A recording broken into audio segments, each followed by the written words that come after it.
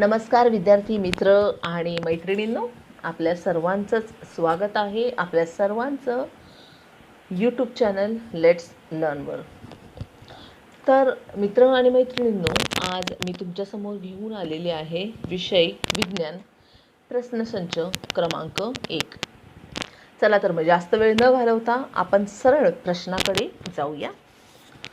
तर स्क्रीनवर तुमच्यासमोर प्रश्न दिसत असेल, आपण प्रश्न पाहूया। खालीलपैकी बरोबर विधाने ओळखा। अ, जेव्हा शुद्ध स्वरूपातील घटक पदार्थ अतिशय वेगाने स्थायी रूपात जातो तेव्हा त्याचा स्फटिक बनतो। आ, कोळशातील अणूंची संरचना अनियमित असते। आणि ई, प्रत्येक शुद्ध घटक पदार्थाचे स्फटिक बनते। यासाठी आपल्याला पर्याय आहेत।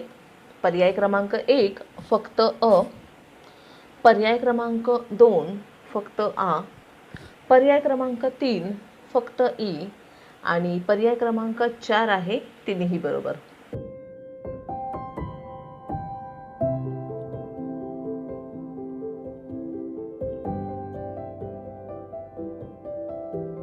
तर 2 हे ऑप्शन आहे करेक्ट। ओके, आता प्रश्न आपण पाहूया। प्रश्न काय सांगतोय की खालीलपैकी बरोबर विधाने ओळखा। म्हणजे हे जे अ, आ आणि ई हे जे 3 आपल्याला विधानं दिलेली आहेत, त्या विधानांच्यापैकी बरोबर कोणतं आहे ते आपण ओळखायचं आहे। ओके, तर पहिलं आपण पाहूया बरोबर आहे का। पहिलं काय सांगते विधान की जेव्हा शुद्ध स्वरूपातील घटक पदार्थ अतिशय वेगाने स्थायी रूपात जातो तेव्हा त्याचा स्फटिक बनतो। आपला जर का स्टडी झालेला असेल तर आपल्या हे लगेचच लक्षात आलेलं असेल की जेव्हा शुद्ध स्वरूपातील घटक पदार्थ अतिशय कमी वेगाने, अंडरलाईन लक्षात करा कमीला, अतिशय कमी वेगाने स्थायी रूपात जातो तेव्हा त्याचा स्फटिक बनतो। ओके, मग इथे आपल्याला काय यायला हवं, कमी यायला हवा, कमी हा शब्द इथे यायला हवा। ओके, त्याच्यामुळे हे जे वाक्य आहे फर्स्ट विधान आहे ते अगदी काय आहे, चूक आहे। सेकंड कडे आपण येऊया। कोळशातील अणूंची संरचना अनियमित असते। अगदी बरोबर आहे की कोळशातील जी अणूंची रचना आहे ती अनियमितच असते, परंतु कार्बन जे आहे ते कार्बनचे मात्र सुयोग्य स्फटिक जालक बनतं। म्हणजे हा जो कार्बन जो आहे या कार्बनचं सुयोग्य असं स्फटिक जालक बनतं तेव्हा त्याचा हिरा होतो। म्हणजेच कोळशातील मात्र अणूंची संरचना ही अनियमित असते। ओके, मग हे जे विधान आहे हे अगदी बरोबरच आहे। ओके, ई विधानाकडे येऊया आपण। प्रत्येक शुद्ध घटक पदार्थाचे स्फटिक बनते। आता याही विधानात एक हे आहे, लक्षात घ्या। तर इथे काय असायला हवं होतं की सर्वच शुद्ध घटक पदार्थांचे स्फटिक बनत नाही। इथे मला काय हवं होतं, नाही यायला हवं होतं, परंतु इथे बनते असं सांगितलेलं आहे आणि त्यामुळे हे विधान चूक आहे।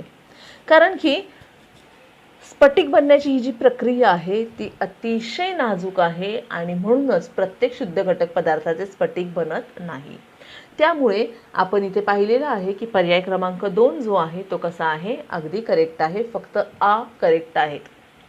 ओके, नेक्स्ट कडे आपण जाऊया, नेक्स्ट क्वेश्चन कडे आपण जाऊया। क्वेश्चन नंबर 2 पहा। क्वेश्चन नंबर 2 काय सांगतोय, खालील विधानांचा विचार करा। अ आहे, वायू रूपातील ऑक्सिजन आणि द्रव रूपातील ऑक्सिजन यांचे गुणधर्म सारखेच असतात। ब आहे, द्रव रूपातील ऑक्सिजन हा अधिक थंड व अधिक घनता असलेला असतो म्हणून त्याचे रेणूही भिन्न असतात। पर्याय आहेत, पर्याय क्रमांक 1 विधान अ चूक आणि ब बरोबर। पर्याय क्रमांक 2 आहे विधान ब चूक आणि अ बरोबर।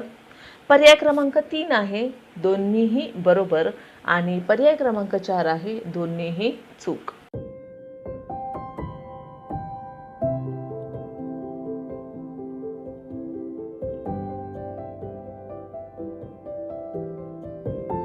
ओके, ठीक आहे। तर आता तुमच्या लक्षात आलेलं असेल पर्याय क्रमांक 2 जे आहे ते बरोबर आहे। आता आपण पाहूया 2 हे बरोबर का आहे। तर पहा, विधानांचा विचार करा असं सांगितले, म्हणजे इथे आपल्याला त्यांनी काहीही कल्पना दिलेली नाहीये की चूक ओळखायच्या आहेत की बरोबर ओळखायच्या आहेत, नाही।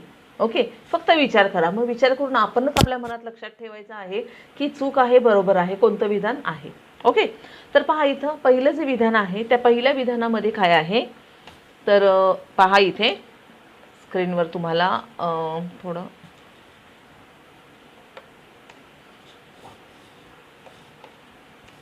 ओके, सॉरी थोडासा डिस्टर्बन्स झाला. आपण पाहूया इथे. तर पहा पहिलं जे जे आहे त्या मध्ये काय आहे की वायू रूपातील ऑक्सिजन आणि द्रव रूपातील ऑक्सिजन यांचे गुणधर्म सारखेच असतात. अगदी बरोबर आहे, कारण ऑक्सिजन कोणत्याही रूपातला असेल तर देखील त्याचे गुणधर्म मात्र तेच राहतात.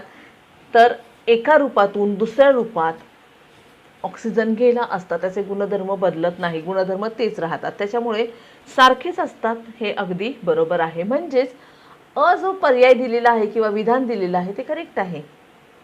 लक्षात घ्या. विधान द्रव रूपातील ऑक्सिजन हा अधिक थंड व अधिक घनता असलेला असतो आणि म्हणून त्यांचे रेणूही भिन्न असतात. आता पहा इथं त्याने सांगितले रेणूही भिन्न असतात, तर पहा इथे काय झालेलं आहे, चूक आहे.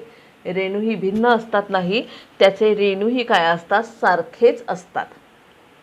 जरी अधिक थंड असला, जरी अधिक घनता असला तरी देखील, कारण पहिल्याच वाक्यामध्ये मी म्हटलेलं आहे की गुणधर्म सारखेच असतात, मग इथे रेणू सुद्धा भिन्न नसणार आहेत, तर सारखेच असतात. आणि म्हणून म्हणजे चूक आणि बरोबर असलेला पर्याय कोणता आहे, पर्याय क्रमांक 2 हा काय आहे, तर चूक आहे आणि बरोबर आहे. म्हणजे पर्याय नंबर 2 हा आपला काय आहे, करेक्ट ऑप्शन आहे.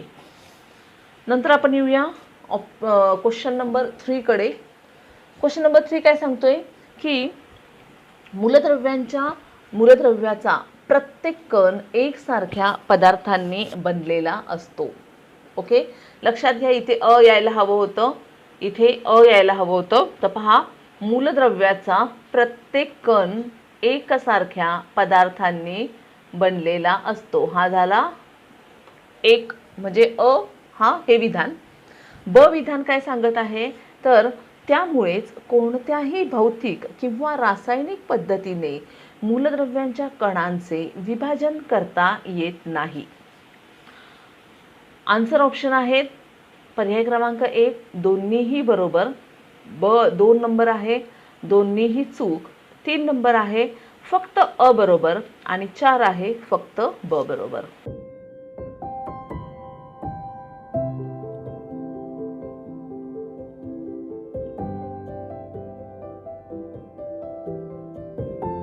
ओके, तर पहा लगेच आलं असेल, कारण की हे अगदी सोपं आहे. म्हणजेच काय आहे, तर हे जे दोन्ही विधाने जे दिलेली आहेत ती दोन्हीही विधाने काय आहेत, तर अगदी बरोबर आहेत. तर पहा इथे पहिलं विधान आहे मूलद्रव्याचा प्रत्येक कण एकसारख्या पदार्थांनी बनलेला असतो. हे विधान काय आहे, अगदी बरोबर आहे. आणि दुसरं विधान आहे त्यामुळेच कोणत्याही भौतिक पद्धतीने मूलद्रव्यांच्या कणांचे विभाजन करता येत नाही. म्हणजेच याच्यामध्ये काय आहे, दोन्हीही अगदी बरोबर आहेत आणि त्याच्यामुळे पर्याय क्रमांक 1 जो आहे तो काय आहे, बरोबर आहे. दोन्हीही विधाने इथे बरोबर आहेत. प्रश्न क्रमांक 4 तुमच्या समोर आलेला आहे.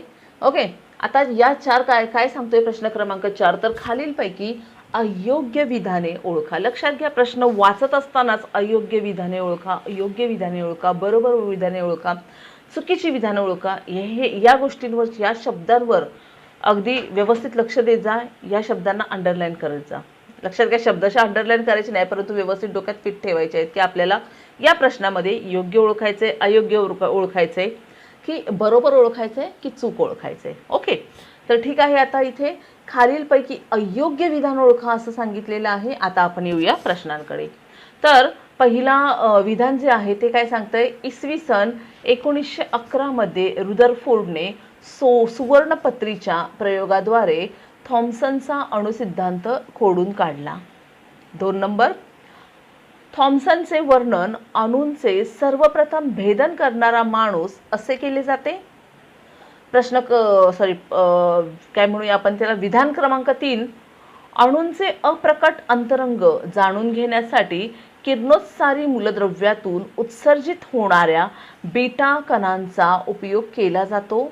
आणि विधान क्रमांक 4, नोबेल पारितोषिक विजेत्या नील्स बोरने रुदरफोर्डच्या अणुप्रतिकृतीत सुधारणा सुचवली. सॉरी, इथे कृतीत असं राहिलेलं आहे, तर समजून घ्या थोडं. प्रतिकृतीत आहे आणि सुधारणा सुचविली. ओके, तर पहा इथे तुम्ही आता टेक युअर टाईम. एक मिनिटाचा टाईम आहे आणि तुम्ही त्या 1 मिनिटामध्ये प्रश्नाचं उत्तर सांगायचं आहे.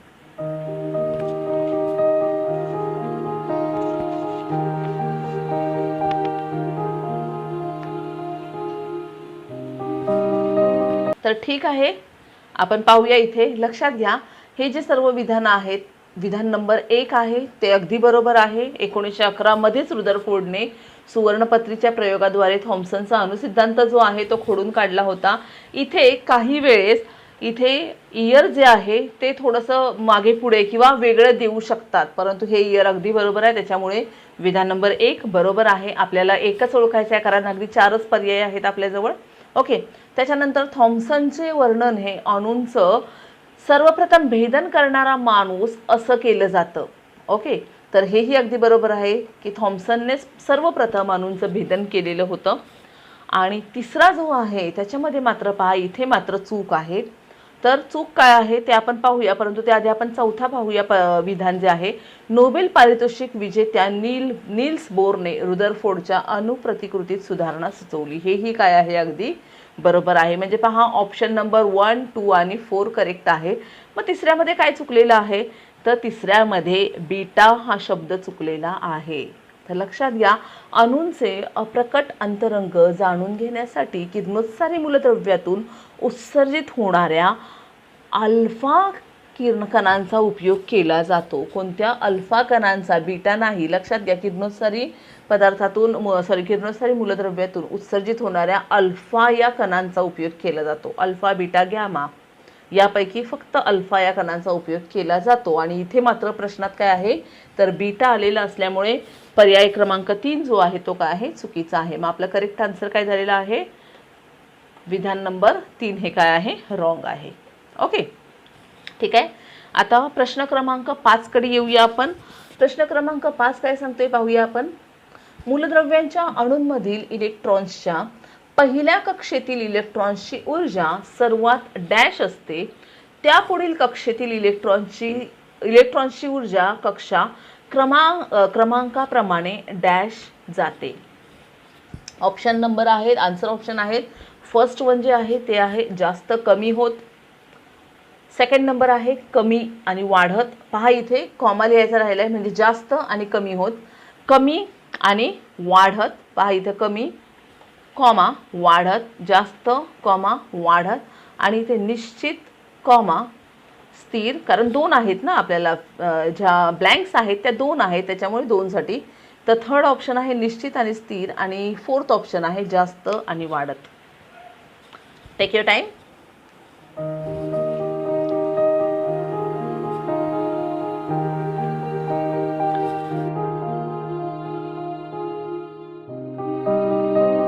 ओके, तर इथे पहा, इथे ऑप्शन नंबर कळालेला आहे तुम्हाला. ओके, ऑप्शन नंबर 2 जो आहे तो करेक्ट आहे. आता आपण पाहूया ऑप्शन नंबर 2 करेक्ट का, कारण की अगदी सोपा प्रश्न होता हा, की पहिल्या कक्षेतील इलेक्ट्रॉनची ऊर्जा ही जी आहे ती काय असते, सर्वात कमी असते.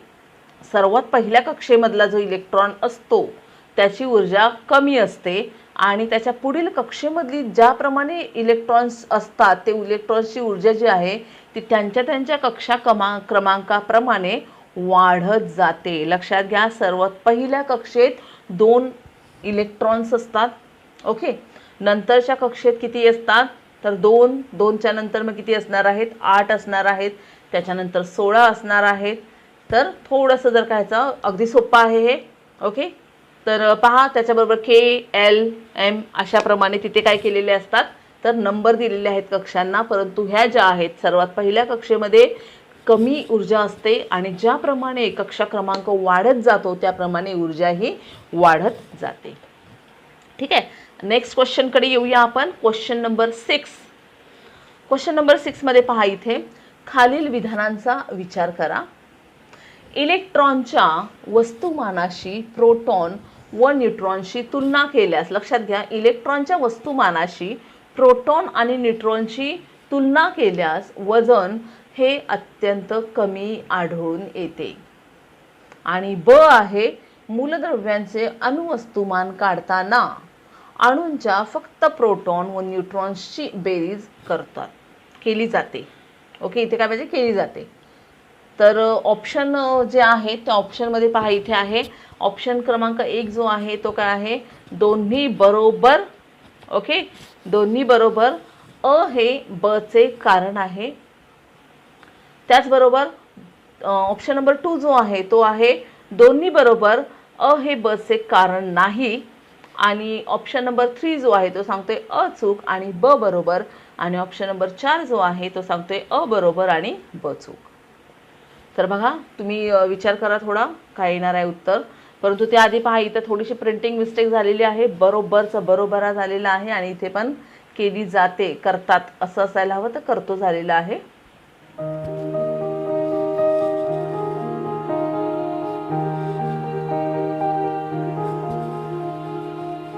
ओके, अगदी बरोबर आहे. याच्यामधलं आन्सर जे आहे ते कोणतं आहे, तर दोन्हीही बरोबर आहे.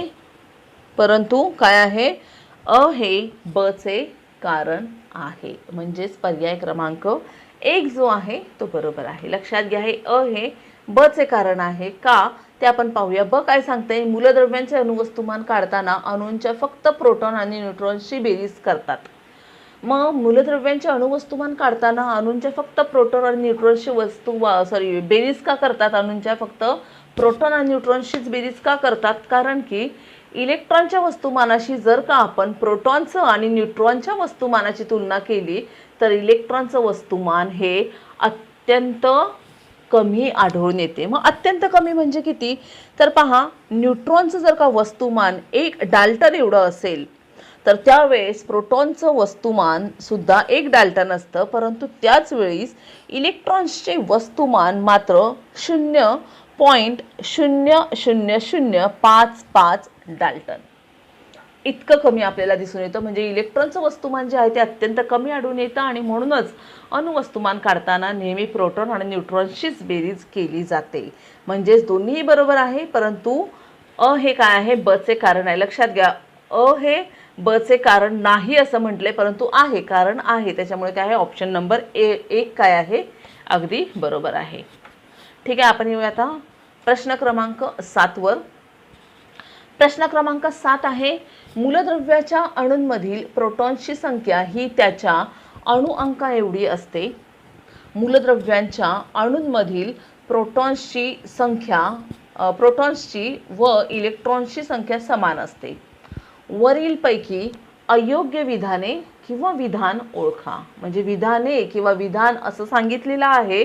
म्हणजेच काय, एकतर एक विधान बरोबर असेल किंवा चूक असेल किंवा दोन्हीही चूक किंवा बरोबर असतील. ओके, तर लक्षात घ्या, इथेही राहिलेलं आहे. तर अ आणि ब आपण म्हणूया, इथे अ आणि ब. आपण या दुसऱ्या विधानाला असं म्हणूया, ब असं म्हणूया. तर अ आणि ब अशी 2 विधाने आहेत. तर अ सांगते मूलद्रव्यांच्या अणूंमधील प्रोटॉनची संख्या ही त्यांच्या अणुअंका एवढी असते. आणि ब सांगते मूलद्रव्यांच्या अणूंमधील प्रोटॉन्स व इलेक्ट्रॉन्सची संख्या समान असते. आता आपल्याला काय करायचं आहे, तर या 2 अ आणि ब पैकी अयोग्य विधान किंवा विधाने ओळखा. म्हणजे कदाचित एकच अयोग्य असेल किंवा दोन्हीही अयोग्य असतील. तर आन्सर ऑप्शन्स आहेत, 1 नंबर अ, 2 ब, 3 दोन्हीही आणि 4 काय झालं, दोन्हीही नाही. तर अशा प्रकारचं आहे. तर तुम्ही विचार करून सांगू शकता.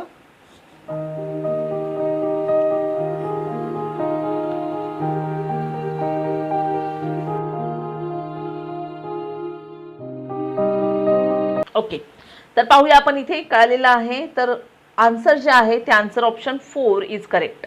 मग आता हे 4 हे करेक्ट का आहे, तर आपण पाहूया. इथे अ काय सांगतोय, मूलद्रव्यांच्या अणूंमधील प्रोटॉन्सची संख्या ही त्याच्या अणुअंका एवढीच असते. अगदी बरोबर आहे. तर जेवढी प्रोटॉन्स असतात, म्हणजे जो अणुअंक असतो त्या अणुअंका एवढीच काय असते, त्या मूलद्रव्यांच्या अणूंमधील प्रोटॉन्सची संख्या ही असते.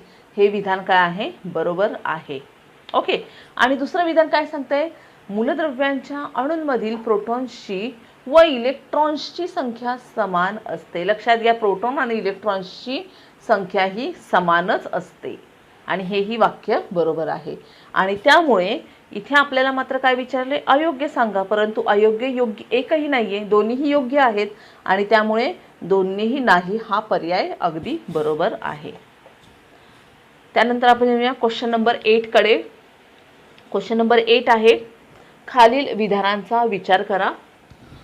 मूलद्रव्यांच्या अणूंमधील प्रोटॉन्सची व इलेक्ट्रॉन्सची संख्या समान असते. ब, मूलद्रव्यांचा अणू हा विद्युतदृष्ट्या उदासीन असतो. आन्सर ऑप्शन आहे 1, दोन्ही बरोबर असून अ हे ब चे कारण आहे. 2, दोन्हीही बरोबर असून ब हे असे योग्य कारण नाही. ऑप्शन नंबर 3, अ बरोबर ब चूक. ऑप्शन नंबर 4, ब बरोबर अचूक.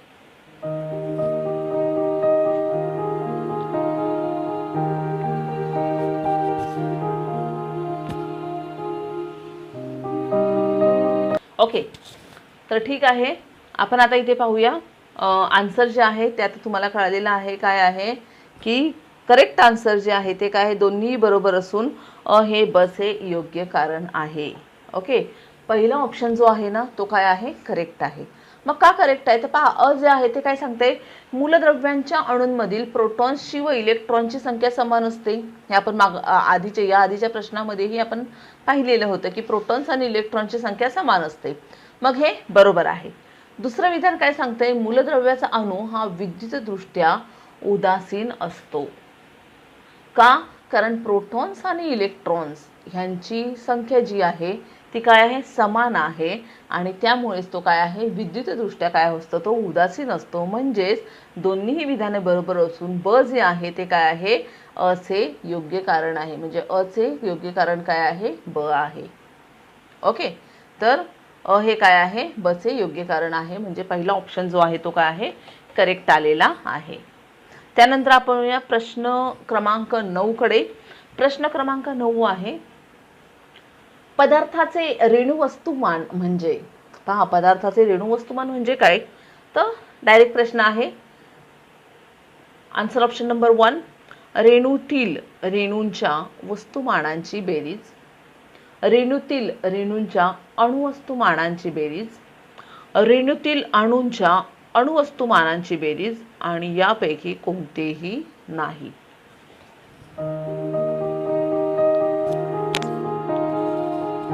Yes,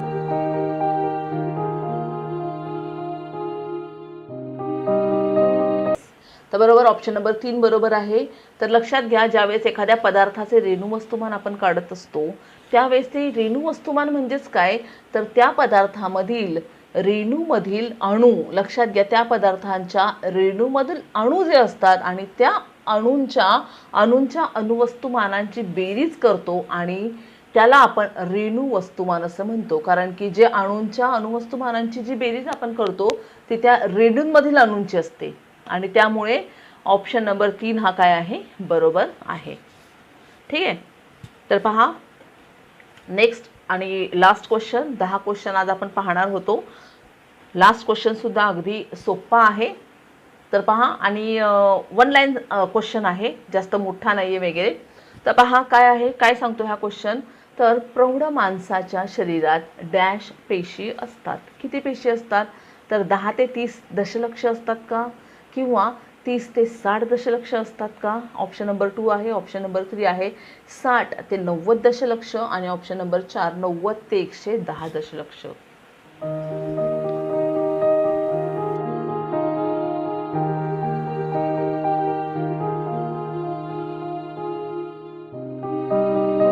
yes, correct. ओके, तर हे अशा प्रकारचे तर प्रश्न आपले पाठच असायला हवेत.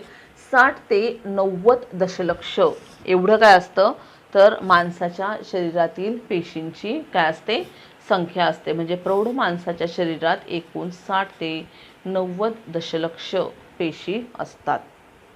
आणि या जर पेशी ज्या आहेत, ज्या 60 ते 90 दशलक्ष पेशी ज्या आहेत माणसाच्या, प्रौढ माणसाच्या शरीरात असतात. ओके, आणि असं म्हणूया आपण की ह्या जर का सर्व पेशी ज्या आहेत त्याचं सर्व टोकं एकमेकांना जोडून जर मोठं एक हे करायचं ठरवलं आपण, तर ती जी लाईन जी होईल, या ज्या सर्व माणसाच्या शरीरातल्या पेशी ज्या आहेत त्या एक टोकाला टोक जोडल्या तर पृथ्वीच्या 4.5 फेऱ्या पूर्ण होऊ शकतील, एवढ्या पेशी आपल्या शरीराच्या आतमध्ये असतात. ओके, तर ठीक आहे, आपण आणखीन पुढच्या भागांमध्ये आणखीन तयारी करूया. तुमचा अभ्यास किती झाला असेल याची तुम्हाला आयडिया आलीच असेल. जर चांगला सर्वच प्रश्नांची बरोबर आन्सर देऊ शकला असाल तर वेल अँड गुड, परंतु तरीही अभ्यास थांबवू नका. आणि काही प्रश्नांची उत्तरं देऊ शकत नसला आत्ता, किंवा मग खूप कमी प्रश्नांची उत्तरं देऊ शकला असाल ह्या आत्ताच्या ह्या ज्या प्रश्नसंचामध्ये, तरी देखील अभ्यास करायलाच हवा. अभ्यास जो आहे तो ठेवा, जास्तीत जास्त अभ्यास करा. रिव्हिजन खूप महत्त्वाचे आहे. तर पुढच्या लेक्चरमध्ये आपण भेटूयातच. ओके, तर तोपर्यंत बाय बाय, टेक केअर.